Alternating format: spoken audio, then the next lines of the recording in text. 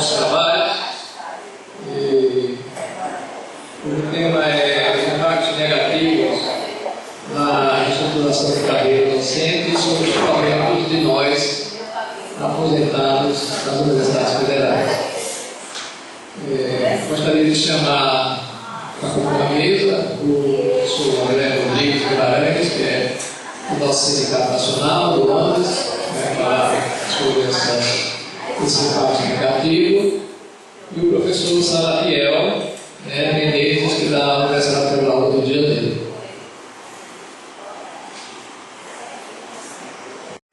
Então, bom, gente, eu vou iniciar aqui nossa exposição. Eu preparei algumas coisas rápidas para apresentar. Eu acho que nos últimos anos, nós aposentados tivemos algumas perdas extremamente significativas de salário. E antes de o professor André começar a discussão dele, eu gostaria de destacar aqui, possivelmente ele vai ampliar essa discussão. A primeira grande perda que eu coloco veio da emenda constitucional a 41 de 2003, que criou, na verdade, aquela contribuição previdenciária para os servidores públicos aposentados. Essa medida já trouxe, na verdade, no vida dela, uma perda salarial de 11% a 13% para os servidores públicos. Na universidade, nós contribuímos, depois de aposentados, continuamos contribuindo com 11%. Mas os colegas do Ministério Público, por exemplo, Bernadette, lá eles contribuem com 13% do salário, 13,5%. Então já é um desconto razoável, para uma contribuição que você não tem nenhum benefício de retorno. Na verdade, é um confisco, tá certo? Que tem certo grau de constitucionalidade e que essa emenda à Constituição, que permitiu ao governo comprar essa contribuição para aposentado, ela não encontra respaldo, tá certo? Nem nas pessoas, nem nos servidores aposentados, nem muito menos na legislação que diz respeito a essa questão. Também ocorreu com a emenda 41, rapidamente, o fim da integração integridade da aposentadoria e foi criado, então, aquele regime complementar e hoje, amanhã vai ser discutido, que é a questão do FUNPRED, tá certo? Esse desconto da Previdência, em contraponto a esse desconto, foi feito uma emenda à Constituição, a PEC 555, de 2006, que já completou 8 anos de luta, tá certo? E aqui em Pernambuco, eu gostaria de destacar as seguintes atividades que foram fortes no ano de 2014, pela extinção dessa cobrança injusta e inconstitucional. Primeiro foi a formação da Frente Pernambucana pela aprovação da PEC 555 em Pernambuco, formado por vários sindicatos e associações.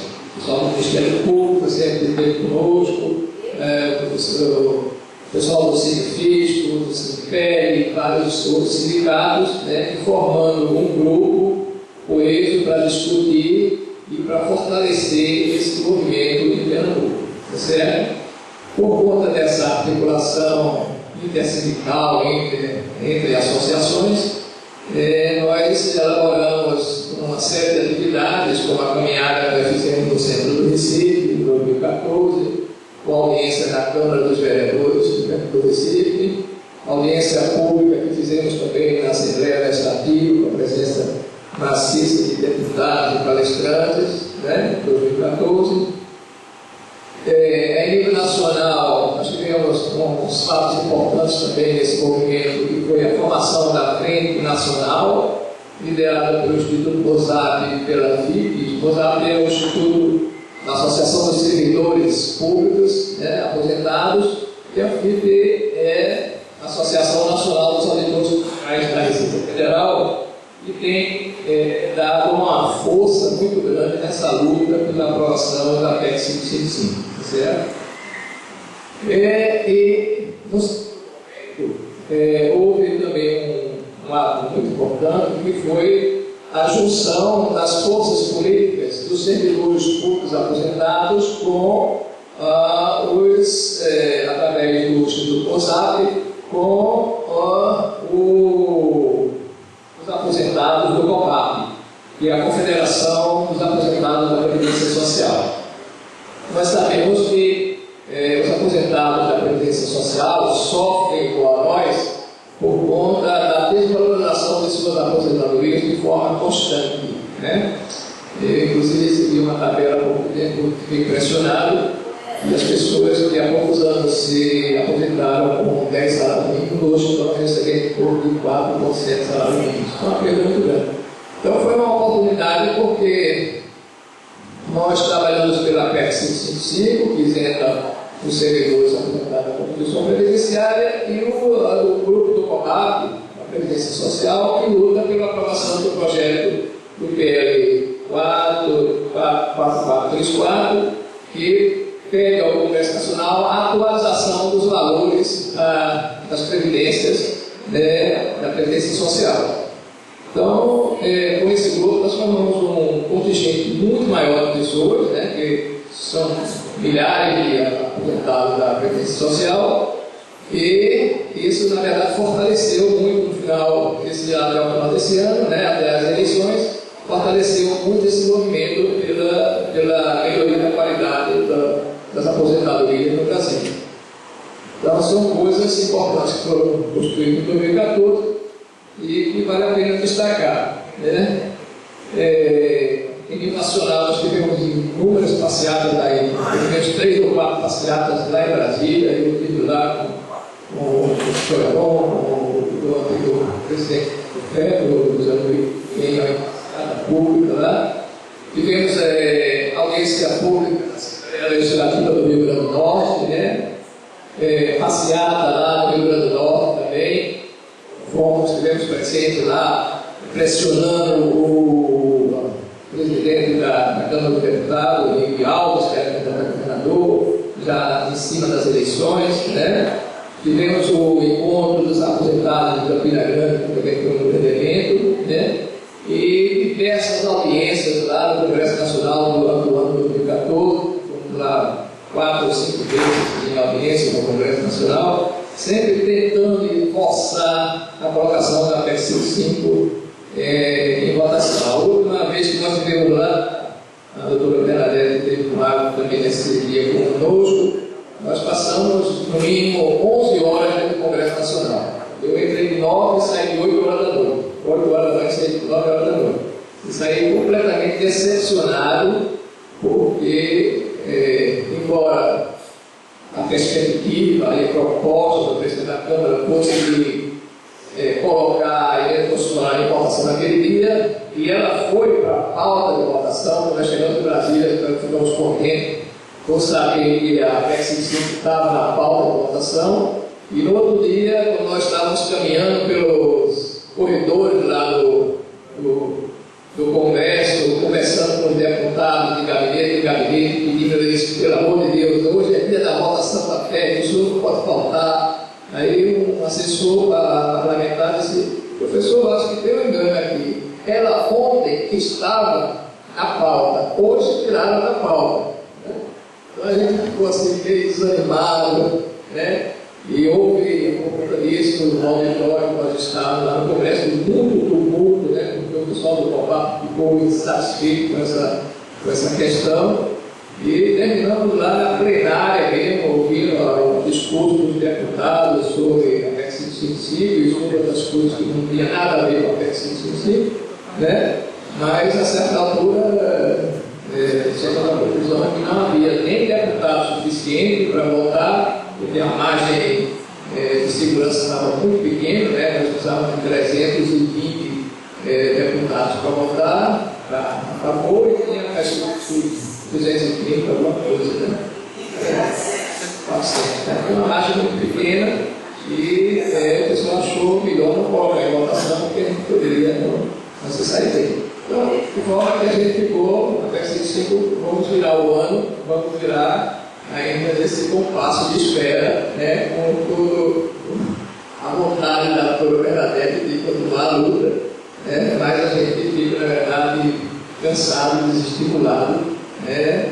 Dessa correria para lá e para cá e você vê a coisa acontecer. Aconteceu, já estou na peça assim, tá? A segunda perda salarial que eu queria colocar está ligada à Lei 11.357 de 2006, que criou a classe de professor associada sobre a classe de professor adjunto, sem garantia de transposição. Isso foi uma coisa, um impacto extremamente sério, né, sobre o salário dos professores que passaram anos para chegar no topo da carreira, e quando elas chegaram, né, nas classes de adjunto 1, 2, 3 e 4, né, no topo da carreira, foram empurrados para o meio da carreira, tá certo? E todos nós sabemos, ninguém é criança, que a tabela salarial começa de baixo para cima, né? Não é de cima para baixo, é de baixo para cima. Quem está no meio não tem muito impacto, tá certo? Então, que as pessoas que estavam lá em cima da carreira foram arrastadas para a baixo. Então, eu trouxe aqui uma tabela, tá, para mostrar o que é que acontece.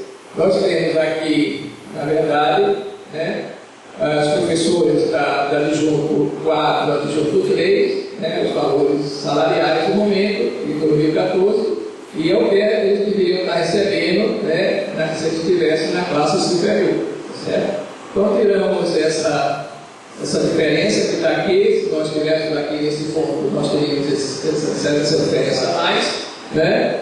Que dá em torno de um percentual em torno de 31 a 29,89% de rebaixamento salarial, tá certo? Isso ao mês. Se você multiplicar por 12, dá em torno de 300 e pouco por ano, tá? As perdas salariais transformadas em gráfico, você vê aqui o adjunto 4 para os docentes aposentados ativos com doutorado, certo? A perda salarial está entre 29% e 89% para o adjunto 1 e 31,11% para o adjunto 4. Né? A mesma coisa para quem tem título de mestrado, certo? Que poderia estar associado até associado 4, emitido pela carreira do magistério, né, foi empurrado para baixo, tem essa perda salarial toda aqui, que gira em torno de 22 a 59,59% a 25% para o adjunto 1, certo? Então, transformado em gráfico, você vê que é uma perda salarial substancial de 22,59 para 25,65, certo? Isso sem perspectivas, porque quando o governo negociou não com o Sindicato Nacional, mas negociou através do Sindicato Nacional do PROIX, né? O PROIX não se preocupou em garantir a transposição desses professores para as posições que tinham na carreira do magistério, tá certo? Então, isso ficou para ser discutido posteriormente e foi postergado e hoje em dia está quase que esquecido, as pessoas já não tocam mais nessa perda salarial, tá certo? A terceira perda que eu queria jogar aqui para vocês é que houve, na verdade, uma tabela salarial na negociação do ano passado, né? 2013, 14 e 15, essa negociação que houve. E quando você olha a tabela, essa tabela aqui, você verifica que o valor da retribuição de titulação, né, dos professores na dedicação exclusiva, né, de 2013, 14 e 15, com mestrado, tá certo?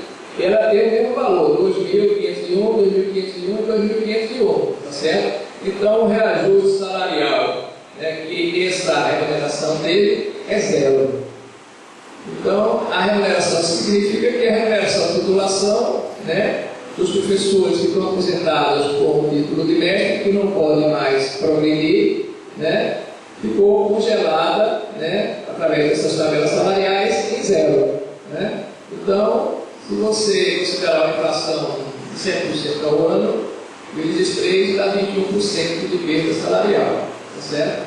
Então, perdas que vão se acumulando, né, sobre os nossos salários a cada ano, a cada negociação que acontece, por descuido dos nossos sindicatos, né, nacionais, que estão lá na mesa de negociação e que precisam prestar atenção nessas coisas, né, porque você passar uma tabela salarial, como aconteceu na última negociação com o governo, né, onde o presidente do PROIS, ao sair da reunião com o governo com essas tabelas na mão, e seguramente eu tenho certeza que foram eles que trabalharam essas tabelas, disse para a imprensa: essas tabelas são ótimas. Eu assino embaixo e vou assinar justamente essa conclusão dessa negociação com o governo.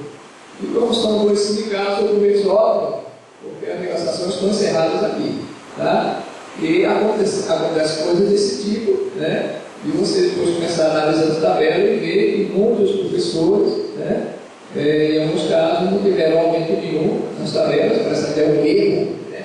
Foi um erro.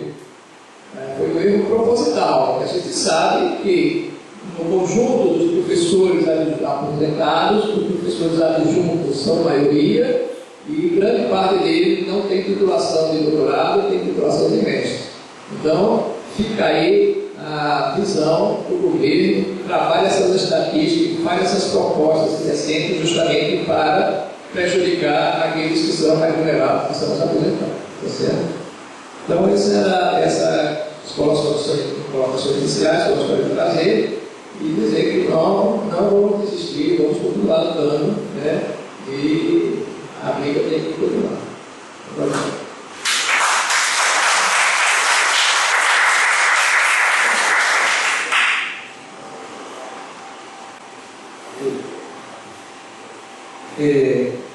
Bom, em primeiro lugar, boa tarde, né, a todos e todos os presentes. Como anunciado no início, eu sou o professor André Guimarães, sou o diretor, primeiro vice-presidente da Regional Norte 2, que é Pará e Amapá, do âmbito do Sindicato Nacional, da diretoria que tomou posse em agosto desse ano.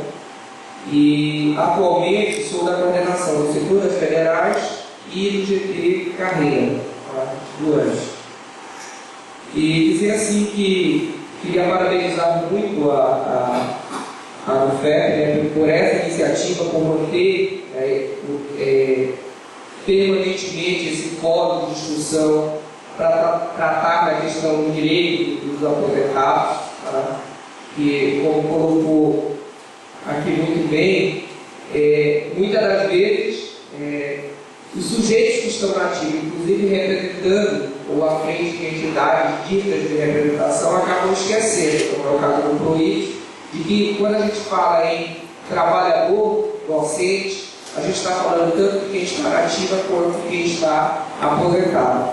Eu acho que esse é um primeiro elemento que para o ANJE, por exemplo, se a gente for pegar toda a documentação do ANJE a respeito da carreira docente, sempre está o entendimento de que a luta precisa ser pelo conjunto da categoria da ativa e aposentada. Tá? E aí, por exemplo, nós apresentamos e colocamos claramente que os principais prejudicados seriam aposentados. E o governo coloca que não tem como negociar de outra forma. Tá? E se a gente for ver, que é um pouco disso que eu vou apresentar aqui, há um movimento mesmo de deixar os aposentados sempre ao meio da carreira, forçando o crescimento da carreira para cima e importando embaixo, como agora ocorreu no caso do auxiliar e assistente, que passaram a ser 2 níveis, e deixando mais próximo da parte de baixo da carreira. E poderia ser pior, porque a proposta do governo, com a entidade lá que assina tudo, era de criar a classe de sênior. Ou seja, que aí empurrar ainda mais para baixo o adjunto. Tá? E aí, assim, antes de começar rapidamente, dizer que a gente precisa entender a discussão a respeito da questão da carreira docente, no âmbito específico aqui das universidades federais, e da questão da previdência, mais especificamente aqui na questão da Seguridade Social como um todo, mais especificamente aqui no debate da questão da previdência, dentro de um processo daquilo que ocorre internacionalmente, tá? Com o capitalismo.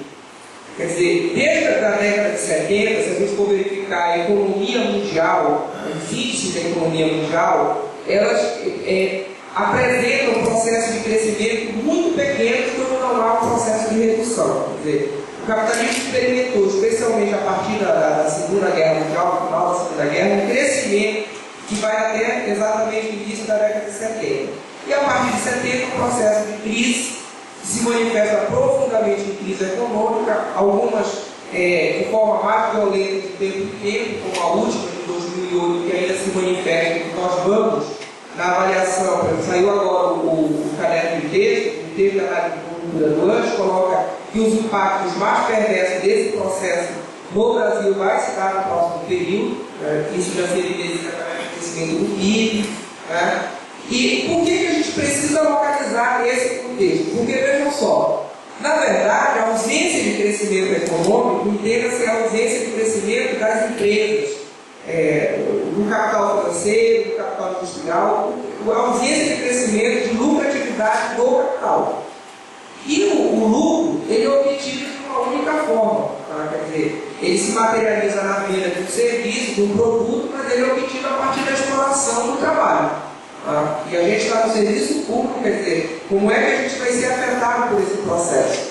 Mas a partir dos anos 70, há uma crise econômica permanente que isso vai exigir, entre outras questões, uma retirada de direitos trabalhistas, exatamente com a tentativa de aumentar a exploração do trabalho, a produtividade do trabalho, intensificar o trabalho para tentar ampliar a margem de lucro. E, ao mesmo tempo, também com possibilidade de expansão desse lucro, a criação de outros mercados. Quer dizer, então é dentro desse contexto que, a partir dos anos 70, se a gente for fazer uma análise mundial, a gente vai ver que os diferentes países do mundo, em grau menor ou menor, os países capitalistas passam por um processo de reformulação das políticas sociais, onde o Estado reduz o seu papel, enquanto garantidor da política social, para abrir espaço para o mercado. Pela manhã você falou aqui de plano de saúde.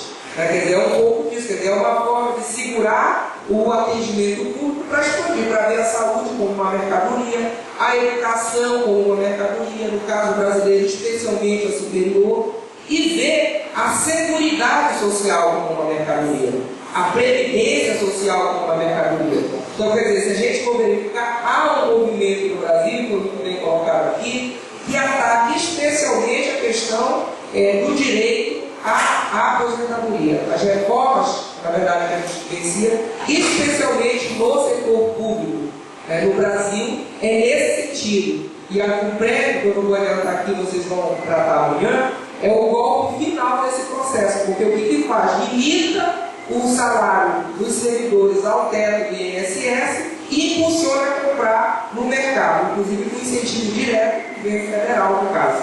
Quer dizer, então, se trata de um movimento que a gente não pode ver de forma isolada. E isso tem a ver com o rebaixamento ou com a desvalorização, com a retirada de direitos dos aposentados. A gente até no almoço conversava, falando isso, que aquilo que ocorre hoje com o conjunto dos aposentados, no caso específico aqui das universidades federais, vai ser um prenúncio do que será muito pior no futuro. Por exemplo, imagine só, alguém vai terminar, se for doutor, no topo da carreira, titular, sair de 15 mil para 4 mil e alguma coisa em termos de hoje. Entendeu? É um golpe duríssimo. A aposentadoria é uma condição mínima de sobrevivência na aposentadoria. Então esse é um elemento que a gente precisa ter como parâmetro, até para tentar pensar como é que a gente vai enfrentar então esse processo. Saber que pode ser um processo de quem está na ativa e de quem está isolado, de quem está aposentado. Não pode ser um processo dos professores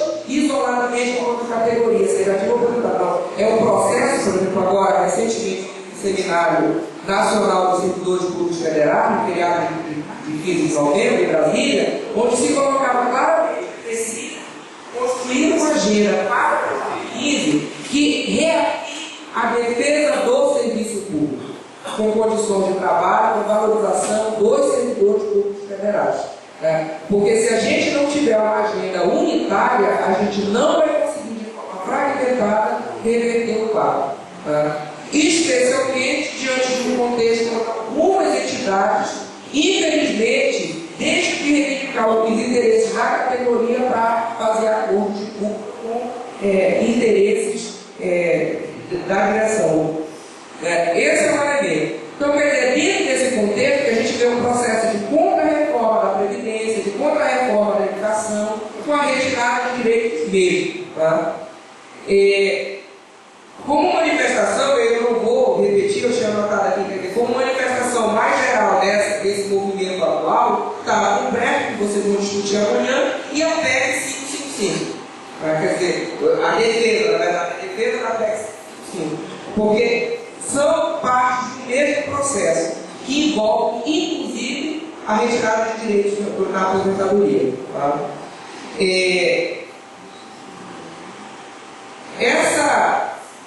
Dentro desse contexto, a gente precisaria pensar também um pouco como se dá hoje o trabalho docente dentro da Universidade Pública Federal. Recentemente, em junho desse ano, eu defendi uma tese na UFPA, uma tese de doutorado, onde eu investiguei exatamente a redefinição do trabalho docente na UFPA dos professores que entraram antes do processo de reforma do Estado, ou aqueles que permaneceram, que não se aposentaram lá no primeiro golpe da reforma da Previdência, lá em meados de novembro. Quer dizer, para ver como que esses professores que têm uma história dentro da universidade acabam interagindo com esse processo e ouvindo os próprios sujeitos. E eu digo isso porque, vejam só, aquilo que muita gente vê no discurso governamental, aquilo que o Sindicato Nacional antes tem denunciado, que afeta o trabalho docente, acaba sendo em alguma medida incorporada no ethos acadêmico por parte dos próprios professores. E isso tem implicação com a questão da aposentadoria também. Vou já dizer por quê. Por exemplo, a questão da meritocracia e do produtivismo acadêmico. Quer dizer, ver o trabalho docente tendo como baliza de reconhecimento social o mérito individual, a meritocracia e o produtivismo acadêmico. Por que isso vai ter impactos na própria concepção de ser aposentado, de quem não está na ativa? Porque, logo, ele não tem mérito.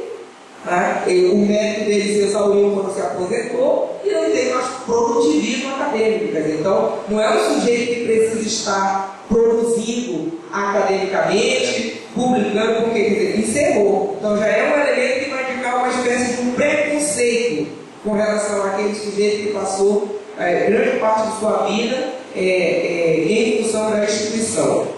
Um outro elemento que também tem a ver com isso é um processo de intensificação do trabalho. E aí quero dizer que é indiferente se é professor mestre, doutor, se é professor que é da área de exatas, da área de humanas, há um processo de intensificação geral, de diferentes formas, é verdade, mas há uma intensificação do trabalho. Alguns professores intensificam o trabalho vendendo serviços para empresas privadas, via fundações. Há outros professores que intensificam o trabalho vendendo cursos ou fazendo cursos conveniados de graduação, de pós-graduação, estrito lato sensu. Há outros professores que intensificam o trabalho indo para a pós-graduação para ter um reconhecimento. E para estar na pós-graduação, o estrito sensu precisa ter uma produção, e essa produção, muitas das vezes, ela se dá numa jornada além da que se tem. Outros vão ocupam cargos de administração e todas essas questões precisam intensificar o trabalho. Quer dizer, há diversos estudos que mostram isso, um processo de exigência cada vez maior no tempo do trabalho. O trabalho não se resume ao espaço da universidade, do laboratório, da sala de aula. Muitas das vezes vai para as férias, para o final de semana, para o tempo do lazer. E isso é uma questão geral, que também vai implicar na concepção que vai chama-se dele aposentado. Porque o aposentado não está na ativa. Se não está na ativa, logo não estaria ali nesse elemento da produção.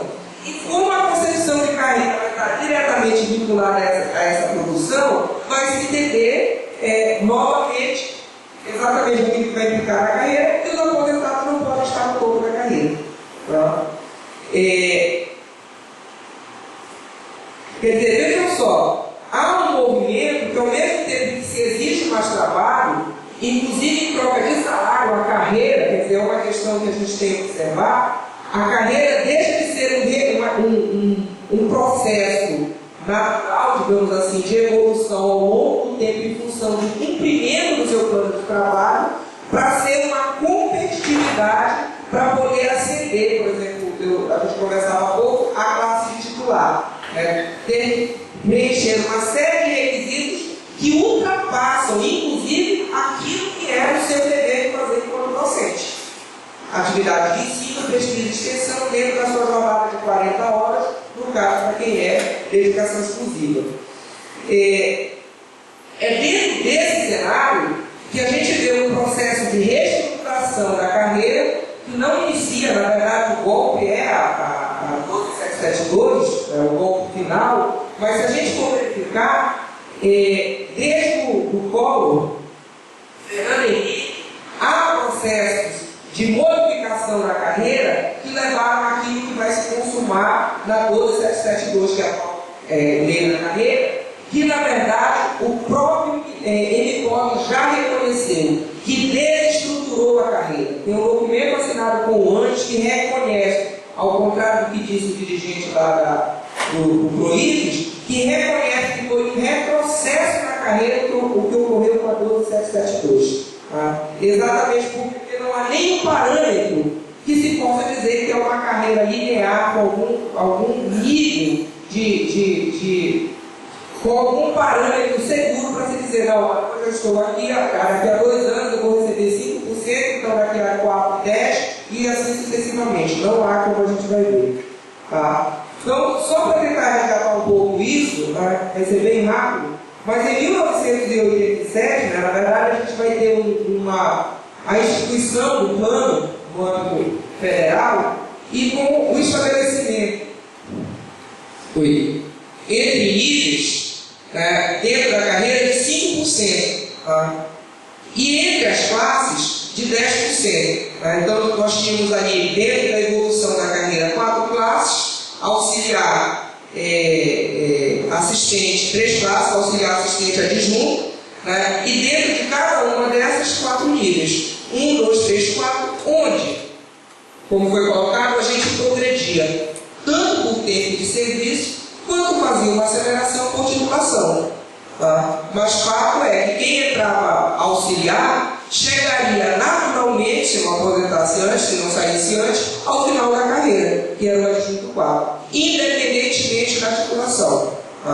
Obviamente, tem que ter um reconhecimento, um peso para aquilo que importa a titulação, mas isso não pode ser um elemento diferenciador da evolução da carreira, tem que ser diferenciador de salário, pode ser, tem um percentual em função da titulação, mas o professor, independentemente da titulação, ele precisa ter uma carreira que permita, ao longo do seu tempo de serviço, evoluir.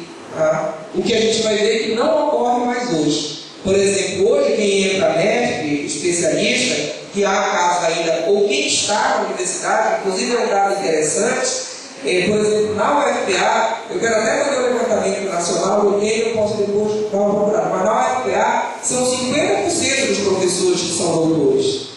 Ou seja, para 50% dos professores há uma possibilidade de uma evolução da carreira, e para 50% não, ele vai chegar só até adjunto, só até adjunto 4. Porque até mesmo para ir para associado, como colocou, você está exigindo título de doutorado. Isso pode parecer natural para quem está na ativa, mas não é. Uma coisa é o reconhecimento da titulação, outra coisa é a evolução da carreira. Então, quer dizer, a gente tinha um certo parâmetro, era 10% de uma classe para outra e 5% de um nível para outro, de 1 para 2 para 3, de 3 para 4. Em 98, o Fernando Henrique Cardoso cria a JET,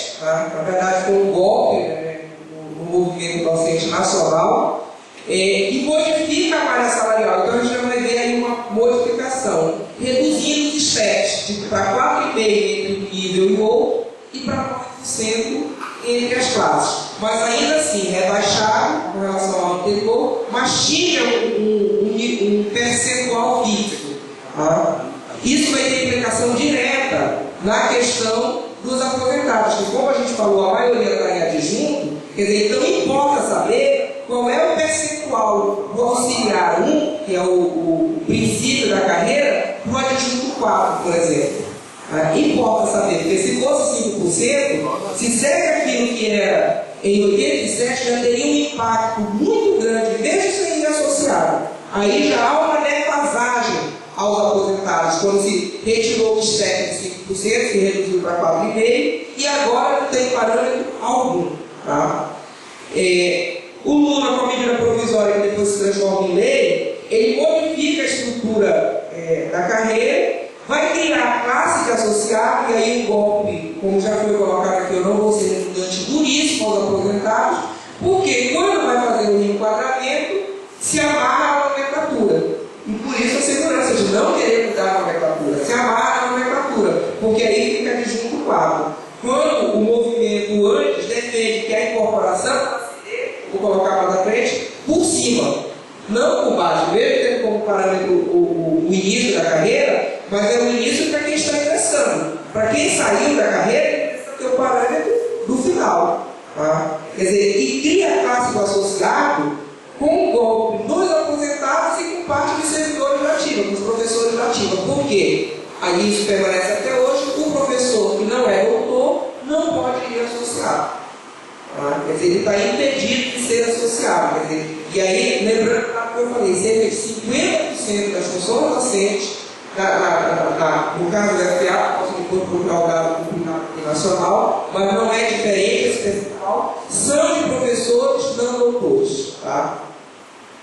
E um outro elemento, reduz os percentuais para entre níveis de 3% e entre classes 6%. Quer dizer, então aí, de 87 a 2008, a gente sai de um percentual de 5% entre níveis para 3% e de 10% entre classes para 6%.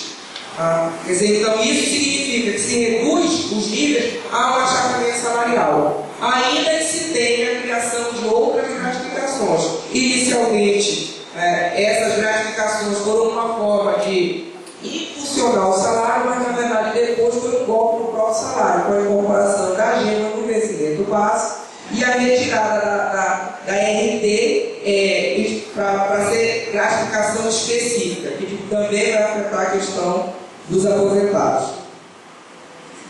E aí em 2009 vai se criar a agenda, exatamente a gratificação de estímulo ao magistério superior, gratificação específica do magistério superior e a retribuição por titulação. Tá? Em 2012 é instituída a lei, exatamente o que foi colocado, a partir que poderia ser pior, porque a gente diz assim, a gente pode até pensar, a nossa luta foi em vão, porque a greve de 2012, a maior greve da história dos docentes das universidades federais, ela levou a um acordo de uma entidade que não representa, que foi inclusive encolhida pela base onde tinha a direção do PROIFES. As seções sindicais, as universidades onde o PROIFES dirige a categoria, se rebelaram contra a proposta de acordo sobre o fundo que foi construído. Mas poderia ser pior, como eu falei, porque se a gente for lembrar, vamos pensar que se criava a categoria do sênior, quer dizer, a classe do sênior com 4 níveis. Tá? E aí, com essa lei, que passa a vigorar a partir de março, o nosso vencimento passa a ser composto de vencimento básico, a remuneração, vencimento básico e retribuição por titulação. Tá? Reduz os níveis de auxiliar e adjunto, ficam só em 2 e 2, adjunto não é assistente, tá? Reduz de auxiliar e assistente, quer dizer, antes era auxiliar 1, 2, 3 e 4, assistente 1, 2, 3 e 4, passou a ser só 2. Tá? Aparentemente, positivamente, mas para os aposentados o impacto vai ser negativo novamente, porque quer dizer, como empurrou, ele empurrou para cima. Tá? Aparentemente, mas na verdade, quando ele cria o titular lá em cima na carreira, e quando a gente vai ver a diferenciação do reajuste salarial, seja no vencimento básico, seja na RT, ela vai se dar sobretudo para associado, tá? Para associado e para doutor, sobretudo. Então, quer dizer, acabou que foi a extinção dos dois de baixo, na verdade, empurrou a carreira para baixo. Tá? Ela não elevou, não colocou para cima. E uma total desarticulação entre classes e níveis, no vencimento básico e na RT. No vencimento básico chegou ao absurdo, inclusive, de cada ano o seu percentual. Por exemplo, quem é auxiliar 1 para auxiliar 2, um ano no percentual, a diferença do outro ano no outro percentual, que foi escalonado, né, 13, 14 e 15, e assim sucessivamente. Quer dizer, não há nenhuma relação percentual entre classes e entre níveis. Tá? São valores fixos. Isso é um problema seríssimo. Por quê? Porque significa que o governo pode fazer o que fez exatamente nessa última. Dar um reajuste diferenciado para a categoria, para a parte da categoria, para uma parte. Para isso, para a diz assim, olha, nós temos 45% de aumento. Há professor que recebeu até 45%. E aumenta a discrepância entre ativos e aposentados. Porque, como a gente falou, a maioria vai adjunto 4, que é onde houve um dos menores percentuais de crescimento, né, de recomposição, de reajuste, na verdade. Tá? Então, quer dizer, se a gente fosse verificar no princípio, nós tínhamos uma classe de auxiliar, 1, 2, 3 e 4, assistente, 1, 2, 3 e 4, adjunto 1, 2, 3 e 4. Entre níveis 5%, entre classes 10%. E ainda, com uma diferenciação em função do regime de trabalho. Professor 20 horas, 40 horas era 100% acima de 20, ou seja, recebia o dobro do vencimento básico. E o professor de educação exclusiva, 55% acima do 40 horas. Quer dizer, então tinha um percentual entre níveis e tinha um percentual em função do regime de trabalho, que a gente vai ver hoje, não existe também. Inclusive, era um dos elementos que se apontava. O professor 20 horas, né, nesse caso aqui, havia casos de vencimento básico 20 horas, que era abaixo do salário mínimo, inclusive, o vencimento básico. O professor recebia mais do salário mínimo porque tinha lá os predicados, né? Mas o vencimento básico dele era abaixo do mínimo. O que o governo faz? Ele incorpora gemas no vencimento básico, eleva o básico de 20 horas, mas descumpre totalmente também esse percentual de que o 40 passa a ser 2,20 e de que o dedicação exclusiva passa a ser 55% acima do 40 horas. Tá? Que foi fruto, e além do que da titulação, que a RT também não obedece, são valores fixos não percentuais. A titulação conseguida em 91 era 7,5% para aperfeiçoamento, 18% para especialista, 37,5% para mestrado e 75% para doutorado. Quer dizer, então tinha um valor fixo. Tá? Então, só para a gente ter uma ideia aqui, até o início de 2009, tem aí, se a gente for verificar, tá? O que tinha, ó, se a gente for ver o vencimento básico é baixo, tá? Mas o 20 horas auxiliar 1, mas é exatamente a metade que o 40 horas ganhava o dobro e a dedicação exclusiva 210% sobre o 20 horas. Isso em todas as classes e em todos os níveis. E aí os percentuais que eu falei já aqui de 3% entre níveis e de 6% entre classes. Tá? Então, quer dizer, ainda que houvesse um processo de rebaixamento dos espectros, ainda havia uma certa linearidade na carreira, uma lógica dentro da carreira. Por que eu coloquei intermeio associado aí, que é quando é criado? Exatamente pelo que foi colocado. Quer dizer, o associado entra na carreira, mas não entra na carreira. O que é que eu quero dizer? É parte da carreira para alguns. Tá? Para outros, não. Tá? E temos esses outros, os aposentados. Tá? Os aposentados, na verdade, é criado, quando o correto seria fazer a reincorporação por cima, pelo último nível, não. Considera-se onde está. É um problema seríssimo. E ainda mais, esse associado, mesmo para quem está na ativa, não é para todos, como eu falei, porque tem que ser mestre. Tá? Essas são algumas das discrepância já que vem sendo instituída. A partir de 2012, com a 12772, né, foi o primeiro com a medida provisória da 12772, que na verdade vigora a partir de março, se a gente for verificar, a mesma tabela comparando aqui, a gente vai ver, olha, os percentuais, era 100 e 210. Vamos ver anual, olha só quanto que fica. O vencimento básico de quem é 40 horas passa a ser 40% a mais apenas do que quem é 20 horas. Tá? E para quem é dedicação exclusiva, 93% apenas com relação a quem é 20 horas. Ou seja, saiu de 210 para 93 e de 100% para 40%. E além disso, um total desnível ao longo da carreira. Não é um percentual rígido, porque os valores aqui são fixos também, não percentuais. Tá? E ainda se cria na evolução da carreira, que o titular livre já existia, mas com um concurso público específico. Se cria dentro da carreira, mas da mesma forma que o associado, com limitações para os servidores aposentados e com limitações para os nativos que não possuem doutorado. Tá?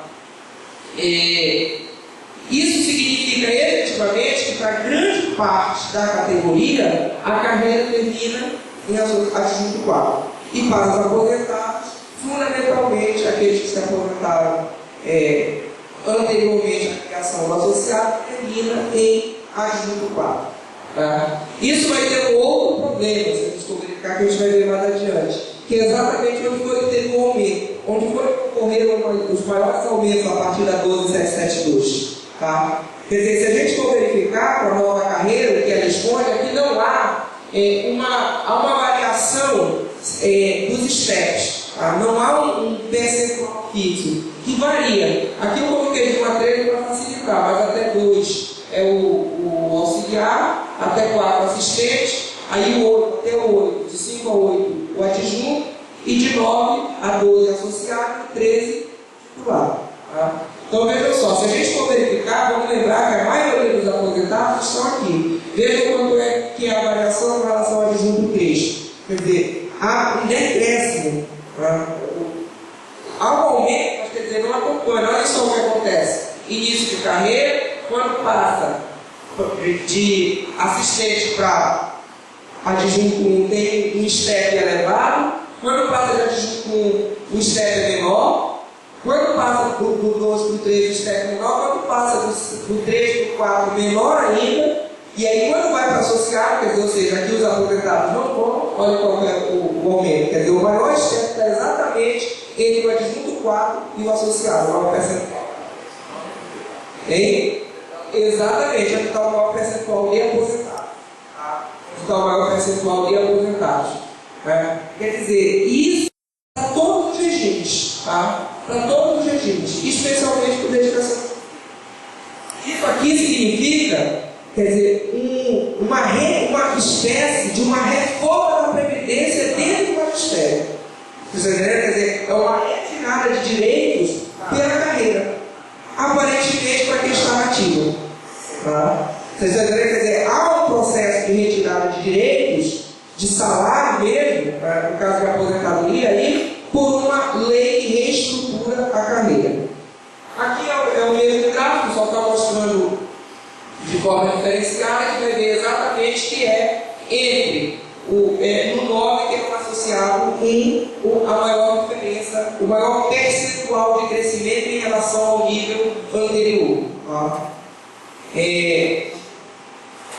Uma outra questão que também chama a atenção é que a RT, quando ela está separada, quando o reconhecimento da titulação fica separado do salário, quando é uma redução, uma gratificação específica, há também uma incidência sobre os aposentados.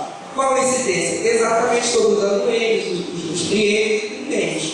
Quer dizer, é retirado. E se a gente for verificar, aqui eu peguei só de médico, porque é RT, é só de médico doutor, eu coloquei de especialista, mas se a gente for verificar, aqui a variação do percentual da RT em relação ao vencimento básico. Novamente, a gente vai ver que a variação maior, ela se dá ao final da carreira. tá? Ela se dá para lá. Aqui ela se dá de forma menor, especialmente para os tá? Que é o azul. A NT em relação ao vencimento básico, no caso do associado, ele chega a ser 2/3 do salário de NT. Tá? E aí eu vejo o gráfico novamente, é só para a gente entender onde é que há a movimentação maior. Quer dizer, então há uma RT que retira, que reduz, que amplia-se em relação ao vencimento básico, quer dizer, então possibilita o achatamento do vencimento básico, e isso principalmente em função da maior titulação.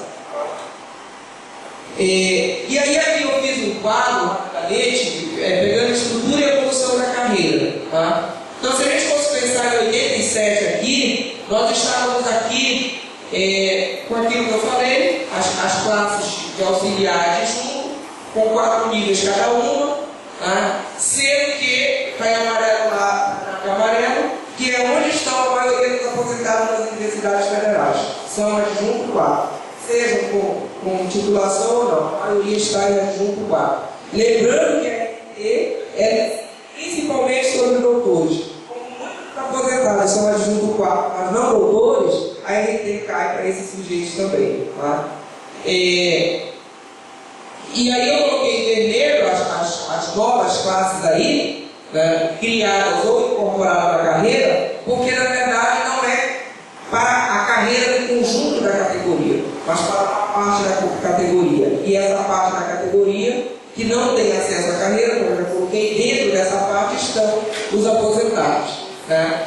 Aqui reduzir, eu queria fazer uma forma que desse para colocar o auxiliar 1 e o auxiliar 1 e 2 e assistente 1 e 2 como se fosse uma eliminação do auxiliar.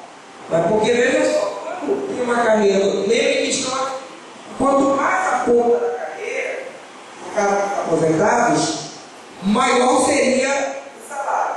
Tá? Então, quer dizer, há um duplo movimento que inicia com esse encurtamento da parte final da carreira, que é alocar a carreira para cima e encurtar embaixo. Quer dizer, então a tendência é, esse provavelmente, se a gente não tiver capacidade de comunicação de organização, essa vai ser a tendência da evolução da carreira ao longo dos tempos. Tá? A evolução.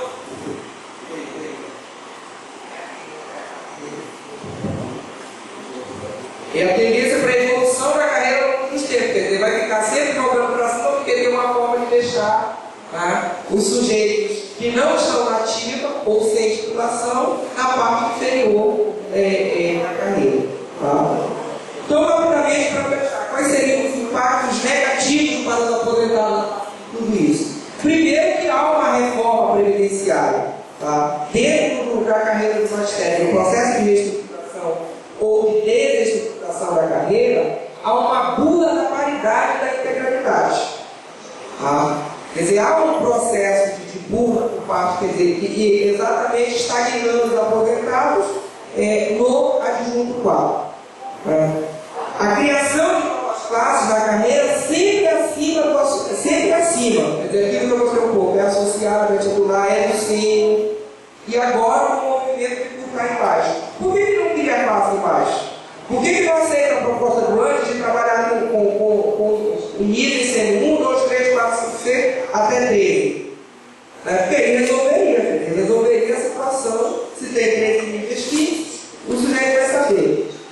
Um outro elemento que prejudica são os espectros sem percentuais fixos, que são inflados entre adjunto 4 e associado em todos os seus níveis. Quer dizer, então, como não há um percentual fixo, o governo pôde fazer, junto com o PROIFES, que foi comprovadamente uma assessoria direta da entidade, fazer uma composição que jogasse a valorização para cima. Tá? Quer dizer, jogasse o peso entre os extremos para cima e reduzisse baixo. Tá? A retirada do valor relativo à titulação do vencimento básico, quer dizer, aquilo que eu falei para vocês, publicação direta, dizendo meios, clientes, cumprimentos e direitos adquiridos. Tá? E num movimento, que vejam só como não é à toa, num movimento que levou primeiro a um vencimento crescimento básico baixíssimo, como eu falei para vocês, tendo o professor 20 horas recebendo mesmo salário mínimo com crescimento básico, e depois o crescimento do básico, com incorporação da gratificação. Mas na verdade não parte do movimento que elevou lá embaixo, no momento inicial, mas estabilizou no meio e baixo, principalmente, no momento posterior. E aí, qual é a nossa proposta? Qual é a reivindicação do ANES? Histórica, na verdade, vocês sabem, né? Nós temos um projeto de carreira, e a nossa posição, inclusive na greve de 2012, nas campanhas salariais, ela tem como parâmetro esse projeto de carreira. Ainda que a gente tenha a clareza de que não é possível a implementação na totalidade, mas a gente trabalha com o parâmetro exatamente com os princípios expressos nesse projeto de carreira. Uma quantidade de níveis, em 13 níveis, mais à frente eu vou mostrar, que iria de 1 a 13. Um interstício para a sessão de 2 em 2 anos, sem possibilidade de aceleração, diga-se de passagem. Por que não teria aceleração? Porque o vencimento básico, ele consideraria tanto o tempo de serviço quanto a titulação. Nós teríamos uma única carreira, mas nós teríamos, digamos assim, 3 tabelas, 3, 4 tabelas. Uma para quem é graduado, uma para quem é aperfeiçoamento, especialista, outra para quem é mestre, outra para quem é doutor. Sendo que todos os docentes passariam pelos 13 níveis da carreira, independentemente da titulação. Eu entrei graduado, fiz especialização, daqui a 2 anos eu estaria no nível 2, eu permaneço no nível 2, sendo que eu passo a ser especialista com vencimento de especialista. Fiz mestrado por 6 anos, estava no nível 3. Continua no nível 3, sendo que o vencimento básico ele é referente ao nível 6 com mestrado. E assim sucessivamente com o doutorado. Isso permitiria que os professores, os docentes, professores e professoras evoluíssem ao longo da carreira por 24 anos, que é exatamente o tempo aí de interstício. O que hoje, se a gente for verificar, seja por cima, seja por baixo, a carreira está limitada. Por baixo, eu digo, quem entra mestre vai entrar como auxiliar hoje, nem tanto, né? Mas quem entra graduado que não tem, ele vai evoluir e não faz doutorado, ele vai chegar só até o adjunto. E quem entra doutor, ele vai entrar agora como auxiliar 1, como assistente, como adjunto A1. Aí quando termina o estágio probatório, ele vai para adjunto lá em cima, só que a carreira dele é curta. Ele vai ter mais 6 anos de adjunto, mais 8 para chegar ao final da carreira, 14 anos. Quer dizer, ele vai passar uma grande parte da sua vida sem carreira. Quer dizer, curta tanto por baixo, tanto no início quanto no final. Então, nesse caso, chegar ao nível 13 é uma consequência da carreira. Quer dizer, então, se são 13, seria uma consequência independentemente de titulação. E diga-se de passagem, não se trata de ignorar a necessidade da titulação, a importância da titulação, mas isso, a ausência da titulação, ela não pode ser um impedimento para a evolução do professor, por exemplo, que não mestre para a universidade. E além do que, tem que considerar, especialmente no caso dos aposentados atuais, a contribuição desses sujeitos para a consolidação da própria universidade. Um tempo máximo para chegar ao topo da carreira de 24 anos, um salário base estabelecido pelo índice do DIE para o cargo do professor de 20 horas, dobrado para o 40 e acrescentado de 50% para o DE. Parece absurdo, quando a gente fala isso aqui, é um absurdo dizer isso aqui. Se a gente for lembrar, gente, era isso que acontecia antes. O professor do vencimento básico, não o mínimo do DIE, mas o professor 40 horas recebia o dobro do de 20 horas, como eu mostrei lá naquela tabela inicial. Uma única linha do contra-cheque, sem prejuízo de direitos adquiridos, no caso dos aposentados, porque isso seria um benefício tremendo, se fosse uma única linha do contra-cheque, porque ele evitaria exatamente essas distorções entre a titulação e a classe nível que está na carreira.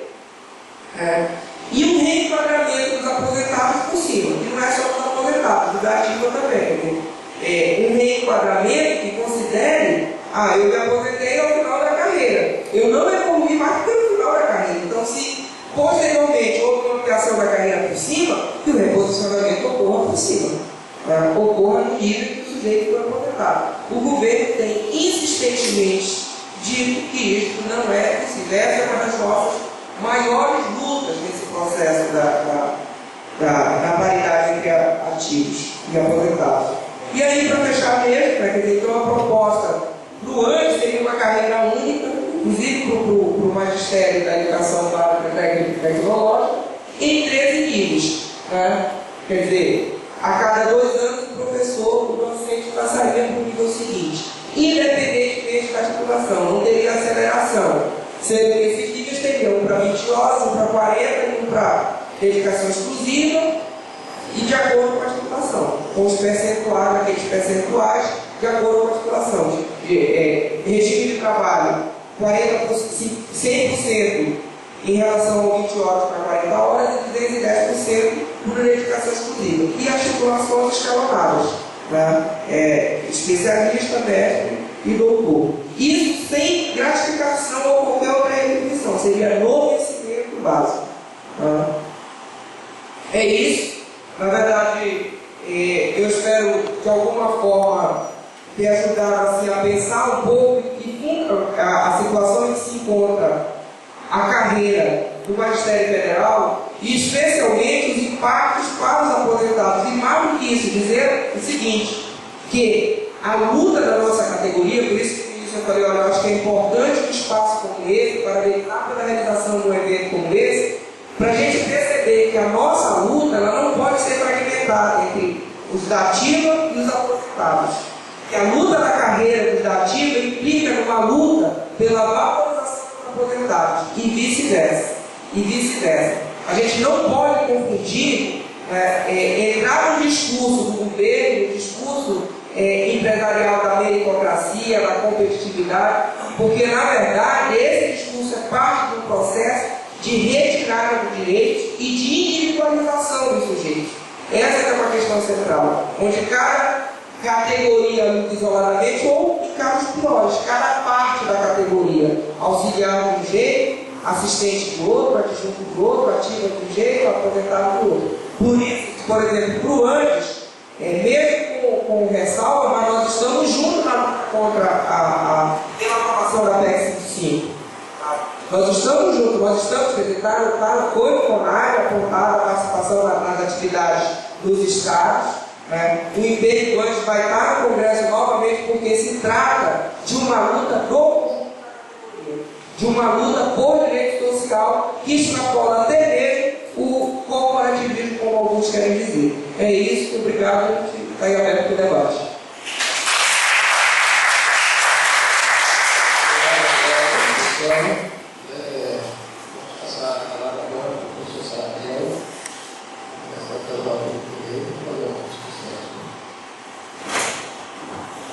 Boa tarde. Na verdade, eu não estava previsto falar nessa reunião, eu vim participar, mas pela própria um dos palestrantes, o professor Varela decidiu me dar essa oportunidade de falar. Para mim é muito importante, porque é sempre um motivo de alegria e de certa emoção estar no UFPE, onde eu comecei minha carreira como professor universitário em 1968, no Departamento de Biofísica da Faculdade de Medicina, depois fui para o Rio de Janeiro, fiquei na FRJ, também no Departamento de Biofísica, também na área biomédica, e foi lá onde eu fiz toda a minha carreira. Mas o nascimento como professor universitário, como pesquisador, foi aqui. Por isso é muito importante para mim a cada vez que eu posso participar de algum evento desse tipo. Eu já estou aposentado, já me aposentei há vários anos. Eu tive uma sorte, ou menos azar, um azar menor, de ter começado minha carreira na universidade há muito tempo, em 1968, numa época quando ainda era possível juntar tempo de magistério, mesmo que fosse no magistério secundário, e eu fui professor 8 anos antes de entrar na universidade aqui em colégios aqui do Recife, do Lago University, no Americano Batista, no Santa Maria, no Canadá, em vários colégios, e quando eu entrei para a universidade, eu pude pedir que este tempo de professor, como era requisito só na atividade do magistério, fosse juntado. Com isso, eu cheguei a uma idade onde era possível se aposentar muito jovem, muito cedo. E uma idade onde eu nem pensava, nem sonhava em me aposentar. Eu tinha terminado meu doutorado há alguns anos, eu tinha feito vários pós-doutorados na Europa, nos Estados Unidos, eu tinha muitos alunos de pós-graduação, eu orientava, tese de mestrado, doutorado, então eu não pensava nem passar na minha cabeça de me aposentar. Mas apareceu o governo do senhor Fernando Collor e começou exatamente a dizer que o problema do Brasil era os aposentados, principalmente os aposentados do serviço público, e que era preciso dar uma solução para isso. Todo um carnaval, todo mundo lembra das histórias do Marajá, essas coisas, para encobrir a quadrilhazinha que ele tomou lá, o senhor foi suicidado depois, mas para encobrir isso, eles começaram com esta ideia. E muitos professores na minha época, na minha faixa etária, que podiam ter continuado na universidade, decidiram se aposentar justamente com medo de perder direitos adquiridos. Este fato foi se repetindo ao longo da história. E depois, a partir desse momento em que eu me aposentei, há 3 anos passados já, muitas outras vezes os professores universitários foram confrontados com este medo. Continuo na minha função, ou como eu já tenho condições de me aposentar, eu me aposento. Mas um professor, um pesquisador, ele o é exatamente porque tem vocação, porque gosta de trabalhar, porque quer fazer trabalho, porque quer ficar lá. Então é duro para ele se aposentar e se ficar muitas vezes se afastar da universidade, porque ele estava no auge disso. Mas isso foi uma constante para ele, que apareceu várias vezes. Eu disse no começo, eu tive sorte, que meninos casar, porque com isso eu pude manter razoavelmente o meu salário como aposentado. Mas tive perdas. Tive perdas porque, como já foi muito bem explicado, quando eu estou amanhã agora, dois vereadores falaram assim, o governo conseguiu mascarar retiradas de direitos dos aposentados como se não tivesse feito nada. Foi, por exemplo, quando o senhor Fernando Henrique criou a GED. A GED era para os ativos. E o que é que ele dizia? Não, eu não prejudiquei o salário, não descobri a lei, eu não dei salário para os professores. É uma gratificação. Mas se os aposentados que não tocam, tem gratificação porque ele não está trabalhando, a GED é uma gratificação porque ele está fazendo. Era uma forma de passar a perna na lei é isso? E outras coisas que eram desse tipo.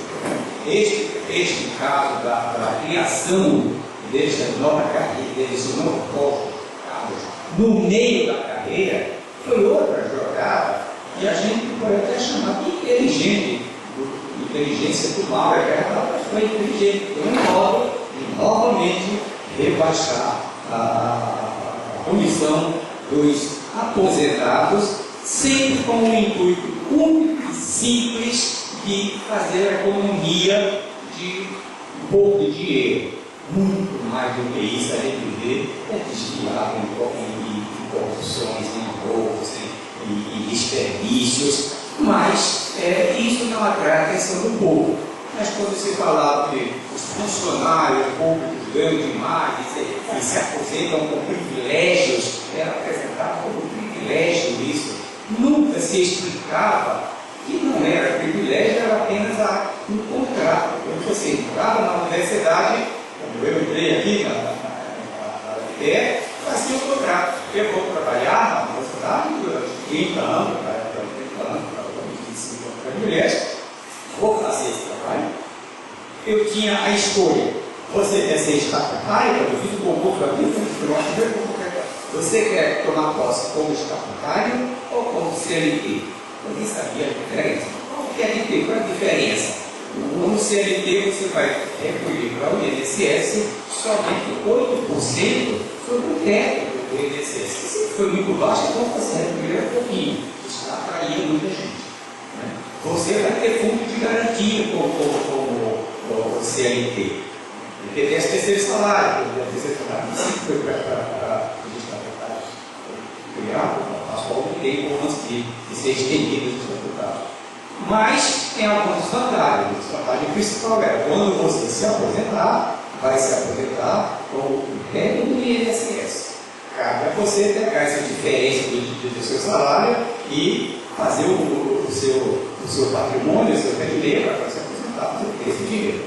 Além de garantir que ajudava um pouco isso.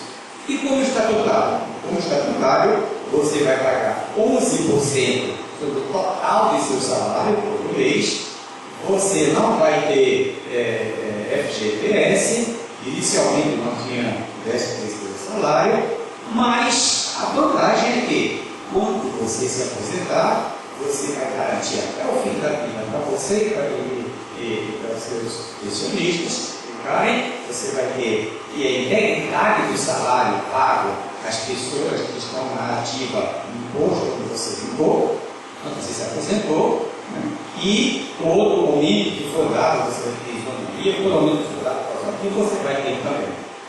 Algumas pessoas preferiam ficar como CLT, achando que um pouco de dinheiro a mais todo mês para lá.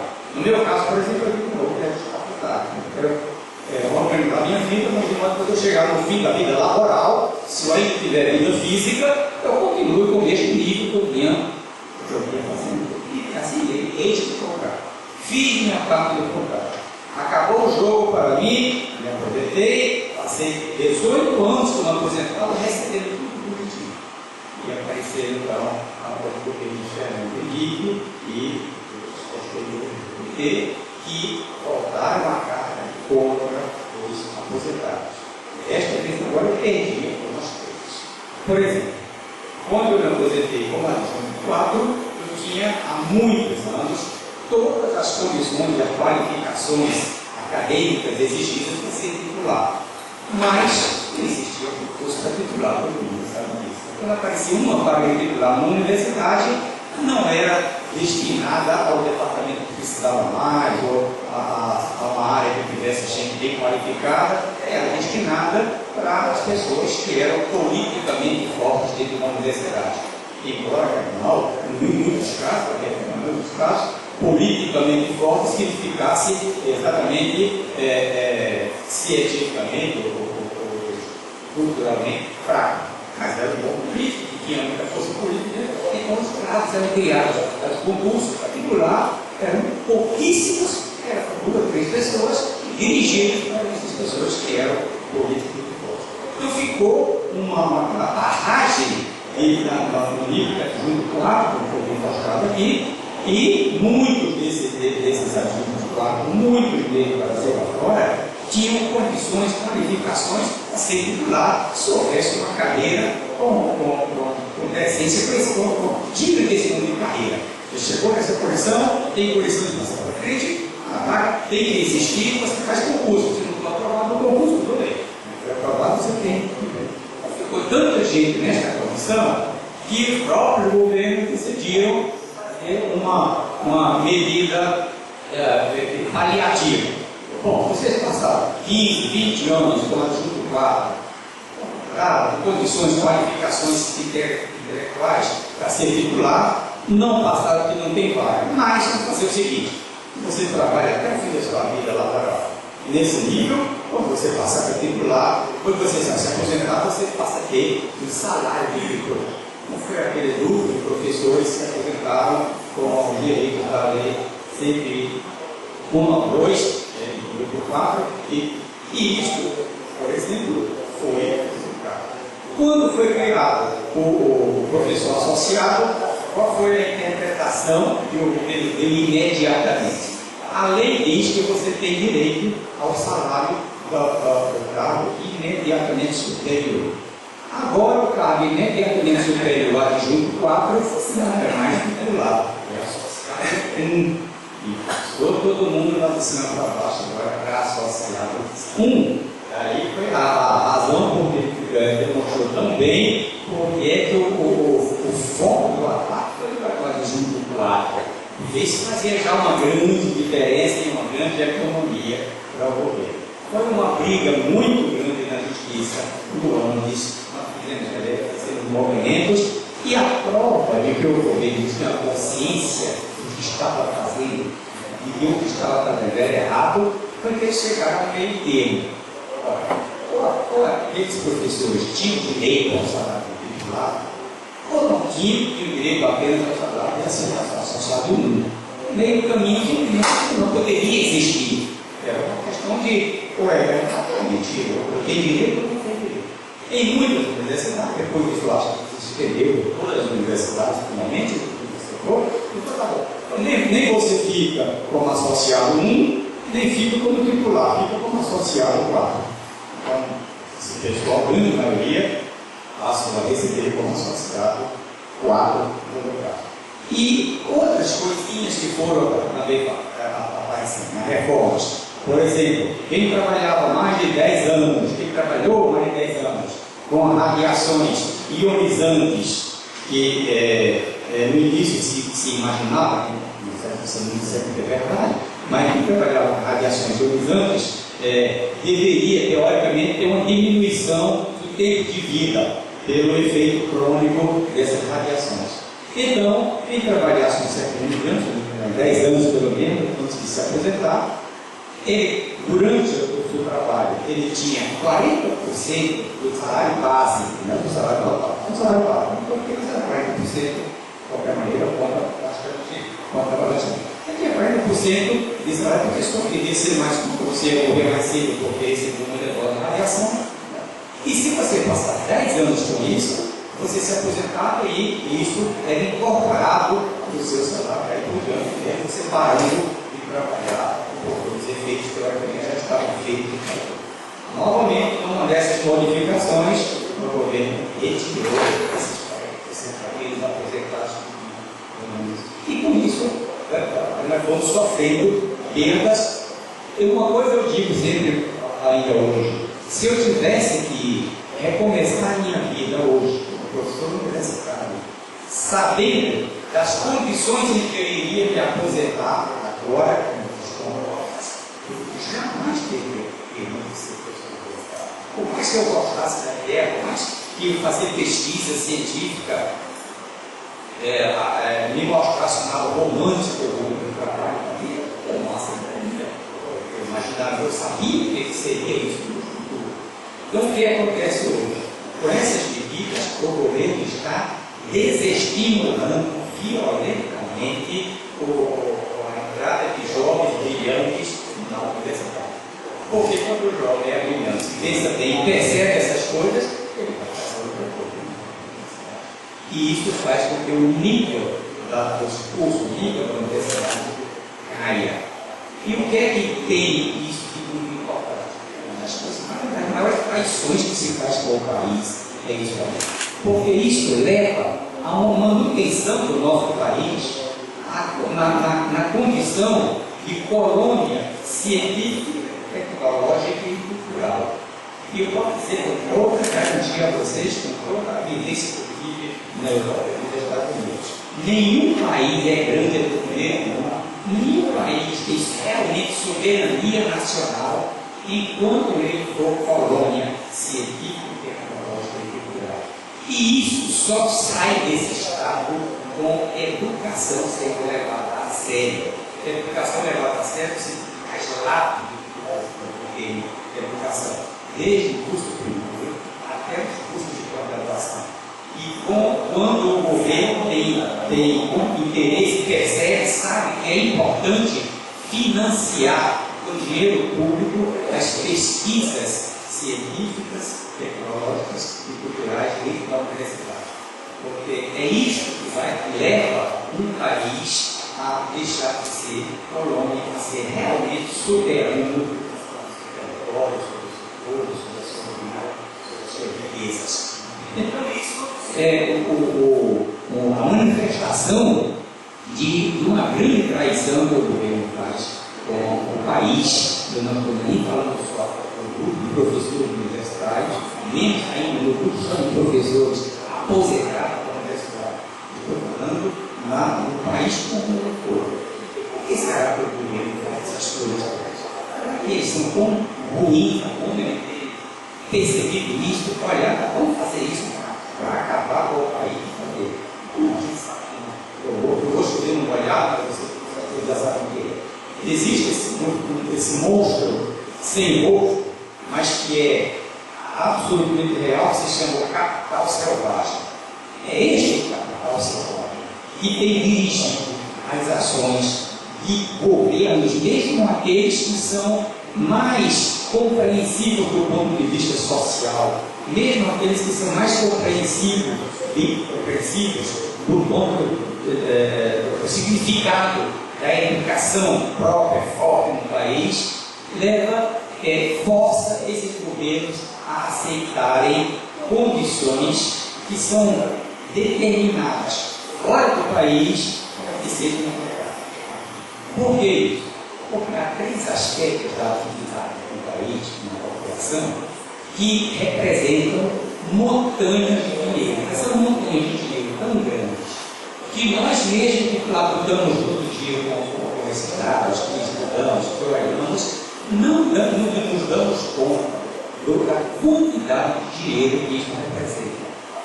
É o dinheiro que é gasto pelos países que têm sistemas públicos em educação, em saúde e em sistemas de aposentadoria. Esses três sistemas são montanhas de dinheiro. Quando o capital entra em crise, e as crises do capital são cíclicas, eu acabei de ler pela terceira vez o livro Germinal do Nicolau, que conta a história da grande greve dos trabalhadores das minas de carvão na França, e é impressionante como você pode transportar para o dia de hoje a atitude dos capitalistas, dos donos que eram donos das minas, a condição de vida em que viviam os mineiros que trabalhavam nas minas e as viúvas órfãos que ficavam como e a atitude do governo dando todo o apoio, dando polícia contra os mineiros, quando eles faziam menção de fazer uma greve, porque bastava o preço do carvão diminuir um pouco, que os donos das minas diziam é preciso diminuir o salário do mineiro para não diminuir o lucro do dono das minas. Do Tatis Montanes, você olha para as duas coisas e vê que é mais ou menos a mesma coisa que a gente tem hoje. A mesma coisa na realidade. É impressionante como você pode transportar o que você vê naquele livro para o dia de hoje. Então, com essas crises recentes do capital, eles decidiram atacar com mais força ainda esses três sistemas que movimentam montanhas enormes de dinheiro público, gestão pública, para que isso fosse passado para os gestores privados do setor, para o domínio do capital privado. E este ataque não foi feito só aqui no Brasil. Eu vi esse ataque, eu vivenciei, eu estava trabalhando na França nessa época, o FMI e o Banco Central tentando forçar o governo francês a acabar com o sistema de educação gratuita que está em cima, deixar só uma parte de educação gratuita para aqueles franceses ou imigrantes que moravam na França que ganhavam pouco, mas entregar a educação à iniciativa privada. Não podiam nem dizer que a iniciativa privada tinha uma educação melhor do que a pública, porque na Europa é exatamente o contrário. Na França você só tem uma escola particular quando os pais querem que os filhos tenham um estudo religioso. É uma escola porque é laica, não pode ter ensino religioso, então os pais queriam muito que os filhos tivesse um ensino religioso, eu colocava uma escola particular religiosa que ensinasse religião. Os judeus, os árabes, o que fosse. Mas depois os pais tinham que pagar muitos professores particulares para que os seus filhos alcançassem o nível dos alunos da escola pública. A escola pública era muito boa. Então não podia nem dizer, como se diz aqui no Brasil, que é preciso que a educação seja entregue nas mãos das corporações privadas, elas oferecem um ensino muito melhor. Claro, eu até concordo. O ensino público aqui é tão desprestigiado pelo governo que realmente o pai que seu filho tenha uma educação melhor e mais sólida, está pagando uma escola particular que é melhor ou menos ruim do que a nossa. A mesma coisa com o sistema de saúde pública. Na Europa tem sistema de saúde pública fantásticos. Os trabalhadores, guardadas as relações de salário, recolhem menos. Eu falo bem da França porque isso tem, recolhem menos para o sistema de segurança social, para o mesmo salário que eu recolho aqui, para o mesmo salário para o nosso sistema. Nunca passou na minha cabeça que pagar uma coisa em prol da vida, um médico, ou um saúde privada.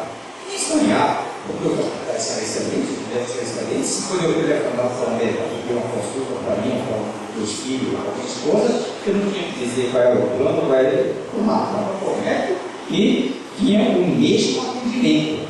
Então, o mais pobre dos franceses é porque a sua carreira de trabalho que toda a vida tinha, eu podia ser o supermilionário ou mais pobre, a renda dele é igual. Isto é uma aplicação social dentro de um país que é capitalista.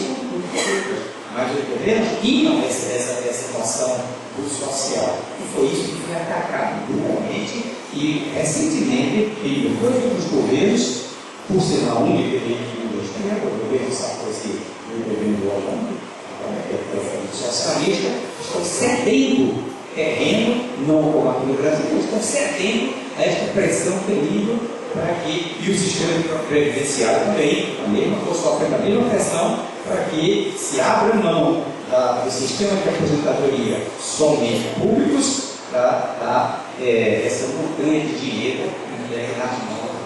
E o que a gente vê aqui no Brasil, porque é quase imoral. A gente vê o governo brasileiro gastar mais dinheiro público nas universidades privadas, na forma de bolsas, de ICT e tudo, do que ele gasta com as escolas oficiais, com as escolas federais. Quando nós sabemos que qualquer curso na escola federal deste país é muito melhor do que os cursos que são oferecidos por essas, no Rio de Janeiro, pode dizer que isso aqui, mas no Rio de Janeiro pode dizer que tanto lugar. Parece que se perguntas. Tem muita gente que montou, quando viu a facilidade de ganhar dinheiro no Rio. Hoje tem um ditado no Rio que é uma piada que diz: há duas formas de ganhar muito dinheiro no Rio de Janeiro. Montando uma igreja evangélica ou montando uma universidade. Você vai ganhar muito dinheiro montando uma escola superior. A escola superior não tem risco nenhum. Ela abre uma sala, está 70 cadeiras lá dentro, se tiver 10 alunos que querem pagar, ela chama alunos que pega na rua, qualquer um, matricula e você não vai pagar nada, o governo vai pagar. E o governo dá as bolsas para preencher aquele negócio. São cursos que não valem nada, que não levam, mas que mantém o país nesta condição de colônia tecnológica, científica e cultural. E eu estou falando tudo isso, parece fora do contexto da nossa reunião, que é o ataque ao sistema, aos aposentados das universidades, mas não é. É exatamente isso. Empurrar os jovens que poderiam se dedicar à universidade hoje a pensar duas vezes e dizer: olha, sabia, eu estou esforçado para trabalhar de uma taxa no fim da vida e ficar numa condição dessas. Aí o governo apresenta, que nós vamos discutir amanhã, eu fui prédio, a armadilha não podia ser pior do que nós vimos o que aconteceu na Argentina, no Chile, em alguns países da Europa também. Recentemente, a América, a Alemanha, conseguiu porque o full preste, porque isso foi criado na mesma cadência do Banco Mundial, da FMI, no grupo de grande capital, foi criado do mesmo jeito e isso. O MEC viu que o sistema de aposentadoria que estava substituindo o público na Alemanha era um sistema onde o trabalhador sabia quanto ia pagar todo mês, não tinha a menor ideia do que ia receber depois, porque ia depender que os banqueiros ganhassem dinheiro. E a gente, quando ela viu o que aconteceu na Argentina, onde pessoas pagaram durante 20 anos, 30 anos, pagaram muito para ter direito a $2.000 por mês quando se aposentassem. E quando chegou a hora dessas pessoas aposentarem, os banqueiros disseram: infelizmente esta carteira deu prejuízo, não deu lucro nenhum, não podiam pagar nada. Eles tinham comprado a eles mesmos, com esse dinheiro dos trabalhadores, os chamados papéis podres do mercado de ações. Colocavam tudo no papel para os seus clientes, a companhia ia para baixo, o valor de bolsa de $10, digamos, o próprio valia 10 centavos, saía para a bolsa e tudo. Esse era aqueles papéis. Com este dinheiro que foram aposentados, seria para a aposentadoria, colocaram esses papéis todos pelo valor de face. E aí tiveram a cara de pau de dizer para o juiz federal na Argentina de que não tiveram lucro nenhum. Vendemos para ele, para a carteira da aposentadoria, pelo mesmo valor que compramos. Só que o livro então passou para a mão da aposentadoria, não mais caro. Então, este empréstimo é entregar dinheiro para o banqueiro sem nenhuma garantia de nada, porque está lá escrito em todos os contratos do empréstimo. Isto é uma aplicação de risco. Se o banco ganhar dinheiro com o seu dinheiro, ele dá uma parte do que ele ganhou. Se ele perdeu o dinheiro, você que perde o dinheiro do banco. Não perde nada. E a gente, nesse nosso banqueiro, sabe muito bem que lucro é que vai dar esta carteira para que ele vai dar lucro. De modo que são ataques que tem vindo e que as pessoas pensam e que percebem, não querem cair nesta armadilha, não vão cair nesta armadilha. Portanto, nós vamos perdendo os professores das universidades, porque vão ter de se aposentar de um jeito ou de outro, e os que vêm lá atrás, a maioria, tem alguns ainda que vão lutar e tentar, mas muitos são apenas pessoas que não conseguiriam ou não conseguem vencer nas suas profissões ou não conseguem professor universitário. É interessante notar que o Reinaldo Volta já dizia isso aqui no Brasil. Quando um médico não consegue ganhar vida como médico, ele vai ser professor na faculdade de medicina. Um engenheiro não consegue ganhar vida como engenheiro, ele vai ser professor na faculdade de engenharia. Mas estamos voltando para um momento mais ou menos comunista. Este é o grande desserviço que esse ataque ao sistema de aposentadoria, junto com o ataque às condições de trabalho do professor na universidade, a qualidade das condições de vida dos professores, é uma grande traição que o governo faz quando implementa esse tipo de mudanças e quando tenta forçar isso aí. E ainda por cima, dizendo covardia, porque nem ao menos é um programa que tenha sido imaginado, bolado e feito aqui por nossos políticos, por nossos dirigentes, não. É simplesmente a aceitação covarde de uma imposição de fora. Há alguns anos, um membro do governo americano muito importante, que é aquele do Lula, e fez um discurso lá em Brasília, das autoridades, e ele disse o seguinte, que era um país como o Brasil não devia ter a veleidade de pensar em grandes pesquisas, em tecnologia, porque isso era muito caro. Num país como o Brasil, as universidades deviam ser voltadas para preparar os jovens do país para trabalhar nas grandes empresas multinacionais. Os empregados dessas empresas precisavam de um certo preparo. E deixasse a tecnologia de ponta para os países desenvolvidos. Enquanto o nosso governo, na época, inclusive o seu presidente Lula, aplaudiu fortemente esse discurso. É isso que nós estamos vivenciando atualmente, e é contra isso que temos que lutar muito ainda, porque outros ataques estão aqui sobre a universidade, sobre os professores que estão ainda, sobre os que vão se aposentar e principalmente os que já estão aposentados. Aqueles que ainda guardam alguns desses direitos, a maior parte desses direitos, por enquanto, não estão livres de novas investidas que venham retirar mais desses direitos ainda. Uma das coisas que o sindicato mais se preocupa é a nossa incapacidade de aglutinar os professores universitários, tanto os da ativa como os aposentados, nestas lutas, porque nenhuma dessas lutas é dos aposentados ou dos ativos, é dos professores universitários, é da universidade, é do país, porque as consequências se dão dessas ações malévolas do governo, se dão em todos esses níveis. E eu gostaria que eu não vou me estender mais, porque não estava previsto falar, não preparei nada, foi só um bate-papo. Obrigado.